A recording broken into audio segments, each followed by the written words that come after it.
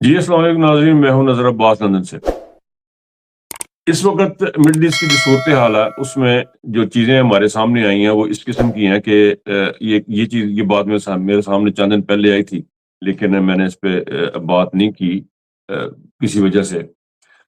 बात कुछ यूँ है कि पाकिस्तान को और इंडिया और सऊदी अरेबिया के दरमियान एक मुआहदा, उसके ऊपर बात करूँगा पहले। फिर उसके एक और चीज़ मैं पहले आपको बता दूँ कि किन चीज़ों के ऊपर मैं बात करना चाह रहा हूँ। बैरिस्टर गौहर साहब का बयान है पेट्रोल के बारे में, उसका भी एक बयान उसके ऊपर भी ज़रा बात करेंगे। फिर सोहराब खान के एक कैदी हैं, उनको लाया गया अपनी वालदा की कब्र पे, उनके ऊपर थोड़ी-सी बात करेंगे। लेकिन स्टार्ट करते हैं सऊदी अरेबिया और ईरान, इराक, ईरान और अमेरिका की इज़राइल की जो जंग है उसके ऊपर से। इज़राइल और अमेरिका का जो हमला है ईरान के ऊपर, उसके अंदर बहुत सारी खबरें आपको सुनने को मिल रही हैं, बहुत सारी चीज़ें हो रही हैं। लेकिन अब जो चीज़ जो सामने आई है, वाज़ह तौर पे जो सामने आई है, वो ये है कि जी एक सऊदीया का जो मामला है, वो बड़ा पाकिस्तान के लिए एक गंभीर मसला है। वो मसला ऐसा है कि उसमें पाकिस्तान ने सऊदीया के साथ एक मुआहिदा किया। पाकिस्तान के सऊदीया के साथ पहले भी मुआहिदे 64 में एक पहला मुआहिदा किया गया था, 1964 में, मिलिट्री कोऑपरेशन का।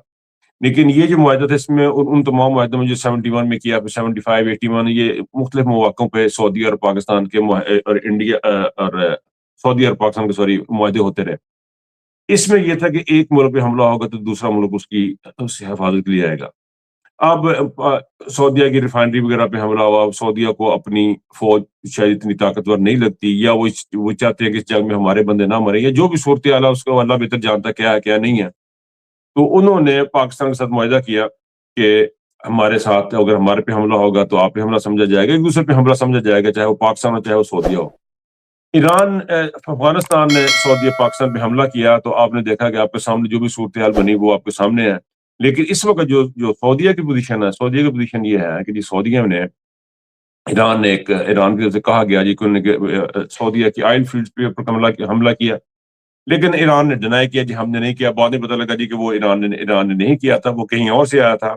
और इसराइल ने भरपूर कोशिश की है कि जी अरबी आपस में लड़ पड़े, और वहाँ से कुछ मोसाद के एजेंट भी गिरफ्तार हुए खलीजी रियासतों से, जो कि चीज़ों के जो फैसिलिटेट कर रहे थे, या वो ऐसे कुछ चिप्स रख रहे थे जहाँ पे हमला करने वाले, इस किस्म का कोई साइंटिफिक किस्म की चीज़ है। बहरहाल एनीवे इसराइल इन्वॉल्व था। अब ये सुनने में आया कि जिन्होंने ईरान ने सऊदीया ने पाकिस्तान की इमदाद बंद कर दी। खबर ये भी गर्दिश कर रही थी कि इमदाद बंदी के लिए उन्होंने ये कहा जी कि आपने अपने टैक्स के निज़ाम को स्टेट को ठीक करें, कोई इस किस्म का मामला था। फिर ये भी खबर आई, अब ये सुनने में आ रहा है जी कि उन्होंने ये कहा थी कि जी हमें आप अपने फौजी दें। तो इन्होंने शायद कोई कोई अब ऑप्शन रखी है उनके सामने या क्या है, लेकिन बात ये है कि आपने एक मुआहिदा कर लिया हुआ है कि हम अपनी फौजें आपको देंगे, वो आपको फौजें देंगे। तो नॉर्मल ये कहा जाता है कि मरासी ना मुआहिदा जरा ना चौधरी मरासी का जो मुआहिदा है, उसमें अल्टीमेटली मरासी को ही जूतियाँ खानी पड़ती हैं। तो ये जो सूरत-ए-हाल है, इसमें अब ये पाकिस्तान की फौजें सऊदी अरब जाएँगी। सऊदी अरब की पोज़ीशन ये है कि सऊदी अरब एक खाना काबा है वहाँ पे। वहाँ पे मदीना मुनव्वरा है, एक मुक़द्दस सरज़मीन है, और पाकिस्तान का एक-एक बच्चा, एक-एक बच्चा, ख़ातून, औरत, तमाम की जानें कुर्बान उस सरज़मीन के लिए। उस सरज़मीन पे पाकिस्तानी जाके ज़िले रुसवा होके भी अपना काम करते हैं, कारोबार करते हैं और चीज़ें चलाते हैं। और इस खित्ते में सऊदी अरब की बड़ी इम्पोर्टेंस है। वो मुआशी लिहाज से भी इम्पोर्टेंस है, सियासी लिहाज से भी इम्पोर्टेंस है, बड़ा रकबा है उनका, बड़ा मुल्क है, और सबसे बढ़कर ये है कि वहाँ पे खाना काबा है।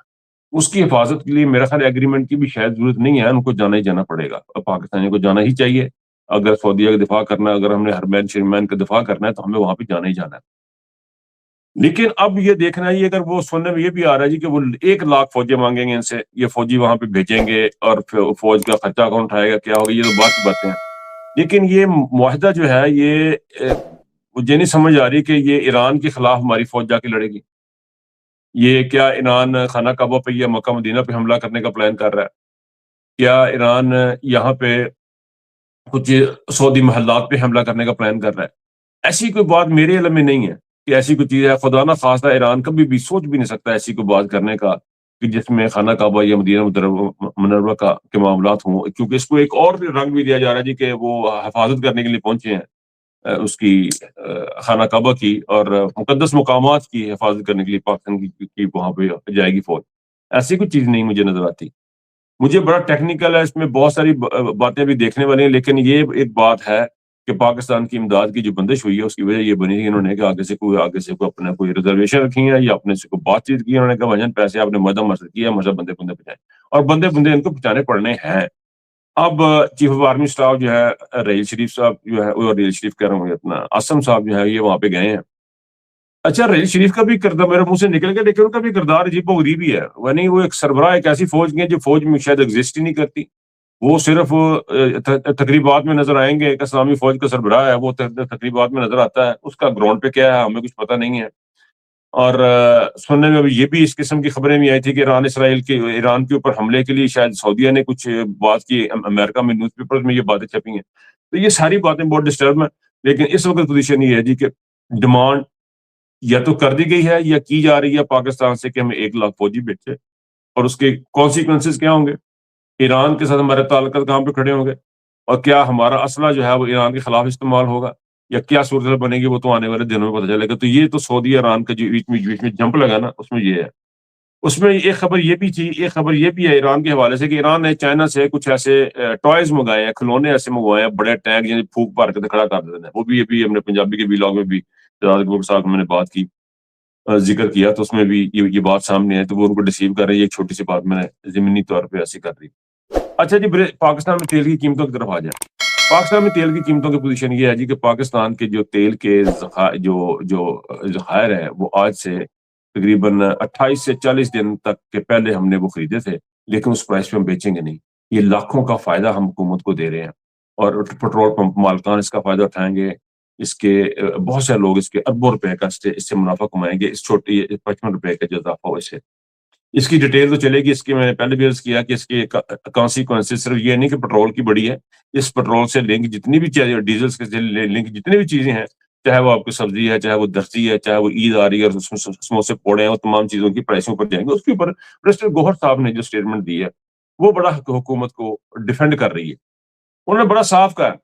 انہوں نے صاف یہ کہا کہ اس کے علاوہ ہو کیا سر جنگ لگی ہے کچھ نہ کچھ تو کرنا ہے جس کے علاوہ ہم کیا کر سکتے ہیں. یہ ہے برسٹر گوہر پاکستان تحریک انصاف کا. برسٹر گوہر جو ہے یہ وہ لیڈرشپ ہے یہ وہ لوگ ہیں جو کہ باتیں کر رہے ہیں اور پھر یہ جسٹیفائی کرتے ہیں. یہ اپنی چیزوں کو جسٹیفائی اس طریقے سے کرتے ہیں کہ لگے کہ بڑے ڈیموکریٹ ہیں.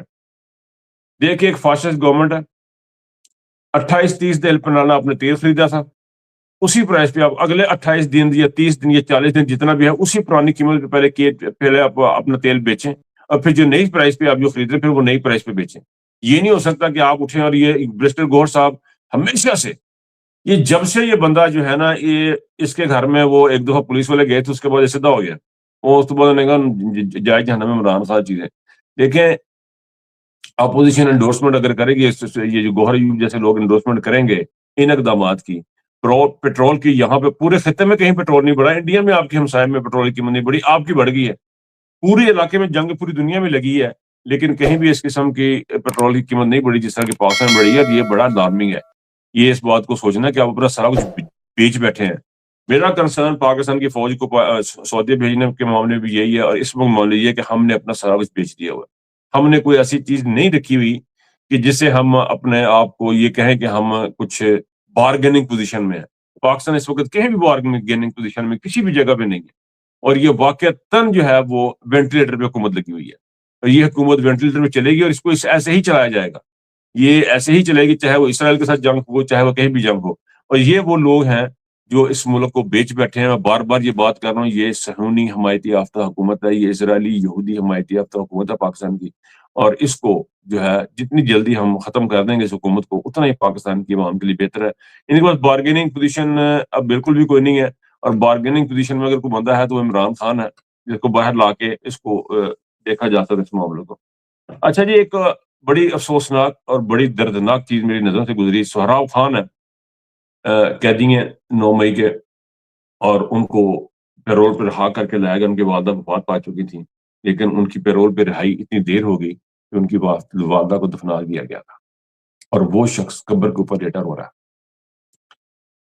میں دہل جاتا دل دہل جاتا ہے اس قسم کی چیزیں دیکھ کے کہ نوجوانوں کے ساتھ پاکستان میں کیا ہو رہا ہے. نوجوان کا پاکستان میں ویسے کہ مستقبل نہیں ہے. ان تصاویر کو دیکھ کے میں اکثر سوچتا ہوں اکثر لوگ کہتے ہیں کہ دیکھیں جی نوجوان کا آپ نے مستقبل تباہ کر دیا. وہاں پہ وہ اگر آسم منیر کے آگے جھک جاتا تو اس کو بڑے بلند مقامات ملتے، یہ بندے بلند، اس کو مجھے نہیں لگتا کہ سہراب خان اگر 9 مئی پہ نہ کھڑا ہوتا تو اسے ڈپٹی کمشنر لگا دینا تھا، یا یہ جو نوجوان اندر پڑے ہوئے ہیں جن کو یہ کہا جا رہا ہے کہ ان کی زندگی تباہ ہوگی، اگر یہ عمران یہ آصم نیگ اگر جھک جاتے، سرنگوں کر دیتے، تو انہوں نے پولیس میں ایس ایس پی لگ جانا تھا، یا انہوں نے سرنگوں کر کے یہ پی ٹی آئی کی جو 10-20 ہزار بندہ جو پکڑ کے رکھا ہے، وہ اگر حق کے ساتھ نہ کھڑا ہوتا اللہ تو ان تمام لوگوں کو یہاں پہ انہوں نے کمشنر لگا دینا تھا، فیکٹریاں لگا دینی تھی، اور انہوں نے کام کر لیا، ایسا بالکل بھی نہیں ہونا تھا۔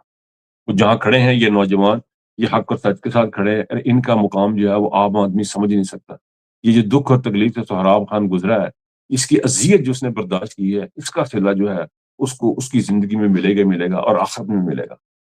میرا ان کو بوسٹ اپ کرنا نہیں ہے، لیکن میں یہ بتانا چاہتا ہوں کہ جو لوگ یہ باتیں کریں کہ ان کی زندگیاں تباہ کر دیں گے، ان کی زندگی بالکل بھی تباہ نہیں ہو رہی ہے، زندگی کوئی تباہ نہیں ہو رہی کسی شخص کی، لیکن ایک چیز بڑی واضح ہو رہی ہے کہ یہ نہایت ہی گندی، غلیظ اور کمینی حکومت اس وقت ہمارے اوپر آصم منیر شہباز شریف کی شکل میں ہمارے اوپر بیٹھی ہوئی ہے۔ ان کی بربریت کا اندازہ کریں کہ انہوں نے کس بے دردی کے ساتھ ایک جھوٹ کے اوپر، ایک فالس فلیگ آپریشن کے تحت، ایک ایسا معاملہ جس میں عمران خان صاحب کے بارے میں خود انہوں نے ان کے اپنے لگائے ہوئے ججوں نے کہہ دیا کہ وہ تو بالکل فضول تھا، جھوٹ پر مبنی ایسے کیسز میں ان لوگوں کی زندگیوں کو ان کے ایموشنز کے ساتھ، ان کی چیزوں کے ساتھ کھیلا جا رہا ہے جس کی کوئی انتہا نہیں، اور اس کا کہیں نہ کہیں تو حساب دینا پڑے گا، یہاں بھی دینا پڑے گا اور آخر میں جا کے دینا پڑے گا۔ اور آصم منیر جو اپنے بڑے لشکے پشکے کے ساتھ گھومتا ہے، اور مریم جو اتنے مہنگے ترین جہازوں پہ عمرے کرنے کے لیے جا رہی ہیں اور آ رہی ہیں، یہ سارے کے ساری چیزیں کہیں نہ کہیں تو جواب دینا پڑے گا۔ تو یہ کتنے دن کی زندگی ہے اس کا ہمیں بالکل بے احساس نہیں ہے کہ ہم رمضان کا مہینہ، رمضان کے مہینے میں ہماری بربری ختم ہونے کا کام ہے، ہم صہیونیوں کے ساتھ ملے ہوئے ہیں، ہم یہودیوں کے ساتھ ملے ہوئے ہیں، ان لوگ یہودیوں کے ساتھ ملے ہوئے ہیں جنہوں نے رمضان کے مہینے میں آیت اللہ خامنائی کو شہید کیا۔ بچوں کے اسکولوں کے اوپر حملے ہو رہے ہیں، بچوں کے اسکولوں کے اوپر حملے ہو رہے ہیں۔ آپ یقین کریں کہ حیرت زدہ تصاویر آ رہی ہیں، ویڈیوز آ رہی ہیں ان اسکولوں کی کہ جہاں پہ بچوں کے اسکولوں کے اوپر، ہاسپٹلز کے اوپر حملے ہو رہے ہیں، اور کون کر رہا ہے؟ اسرائیل کر رہا ہے اور امریکہ کر رہا ہے، بچوں کے اسکولوں کے اوپر حملے کر رہا ہے، بچیوں کو مار دیا جا رہا ہے، سویلین ٹھکانوں پہ حملے کیے جا رہے ہیں، اور اس کے بعد یہ کہا جا رہا ہے کہ ہم ان کو آزادی دلانا ہے۔ یہ تو ماری گئی ہے، پھر آزادی کا دی آزاد، وہ شاید زندگی سے ان کو آزاد کر رہے ہیں، ان کو شاید موت کے حوالے کر رہے ہیں، زندگی سے آزاد کر رہے ہیں، لیکن بتاتے ہوئے یہ ہے کہ ان کو پتہ نہیں کہ کس قسم کی آزادی مل جائے گی، اس کے بعد یہ ہنکی ڈوری تو موجہ والا سلسلہ ہو جائے گا، ایسا کچھ بھی نہیں ہوگا۔ جنگ ایک بہت ہی گندا اور گھنونا کام ہے جو کبھی بھی کسی قوم کی آپشن نہیں ہونا چاہیے۔ عمران خان اتنا بڑا ہو گیا اس لیے کہ وہ اپنے قوم کے ساتھ کھڑا تھا اور جنگ کے خلاف تھا۔ اینٹی وار جو سینٹیمنٹ ہے وہ لندن میں، یو کے میں بہت زیادہ تیزی سے بڑھتے جا رہے ہیں۔ لندن میں پھر ایک بہت بڑی مارچ ہوئی ہے جس میں جنگ بندی کے اوپر بات کی گئی۔ بہرحال بات لمبی ہو جائے گی، میں آپ سے اجازت لوں گا، اپنا بہت خیال رکھیے گا، اللہ حافظ۔